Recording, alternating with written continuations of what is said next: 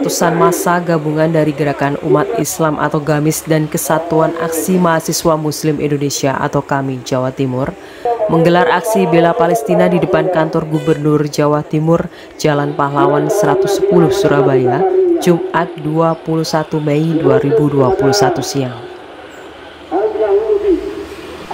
Pantauan lensa Indonesia di lokasi, peserta aksi membawa spanduk bertuliskan dukungan terhadap Palestina dan mengecam agresi militer Israel.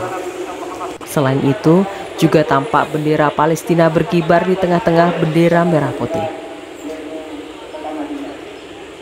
Mereka juga membawa satu pickup yang dijadikan mobil komando untuk menyampaikan aspirasi bernada kecaman terhadap Israel, tepat di depan kantor orang nomor 1 di Jawa Timur itu. Sekretaris Jenderal GAMIS Jatim Muhammad Yunus menganggap Indonesia memiliki utang budi terhadap Palestina jika dilihat dari sudut pandang historis. Pasalnya, ketika Indonesia memproklamirkan kemerdekaan, hanya Palestina yang mengakui kemerdekaan tersebut. Indonesia punya hutang yang cukup besar kepada Palestina, yang hari ini ganti dijajah oleh Israel, yang awalnya mereka datang sebagai tenaga kerja, mereka datang sebagai wisatawan, kemudian mereka menetap dan menetap di situ, dan akhirnya sekarang menguasai hampir 85%. Ini pelajaran bagi Indonesia yang hari ini secara viral banyak terjadi di media, diberitakan, baik itu online maupun di medsos, terkait dengan munculnya gerakan imigran dari Cina yang datang ke Indonesia. Ini pelajaran agar tidak terjadi sesuatu yang seperti dialami oleh saudara-saudara kita di Palestina, dialami oleh Indonesia. Mudah-mudahan pemerintah Indonesia segera mengambil sikap penting untuk kemudian mengkondisikan negara-negara non-blok dan anggota OKI dan negara-negara Islam untuk kemudian mengambil sikap untuk melakukan boikot dan sanksi ekonomi, sanksi politik, sanksi militer, sehingga kemudian Israel hengkang dari bumi Palestina.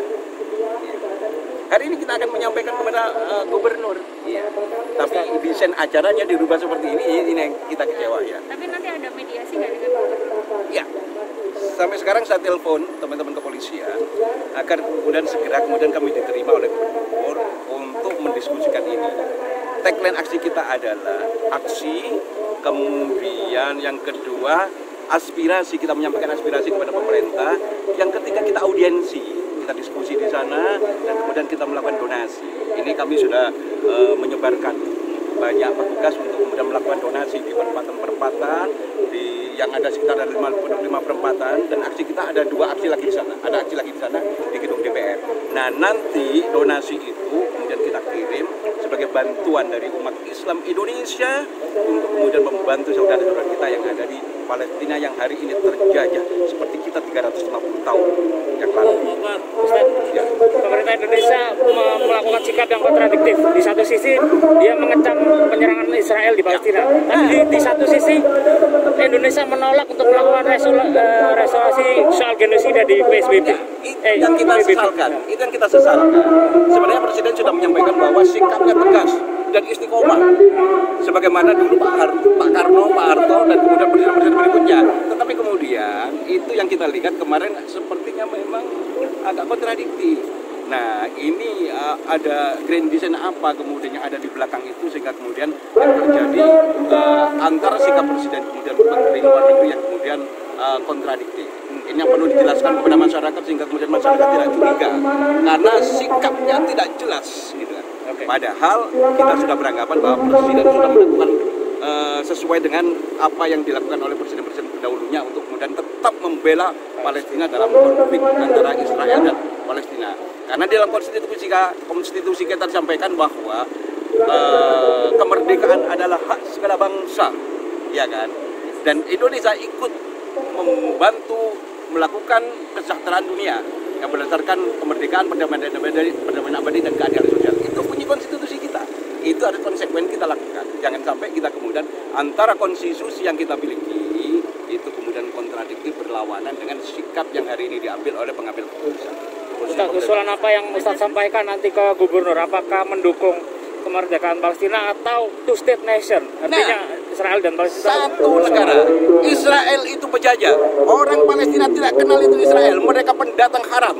Mereka kemudian memanfaatkan kedatangannya, kemudian dibela dan di backup oleh militer-militer mereka, kemudian mengusir orang-orang yang ada di Palestina.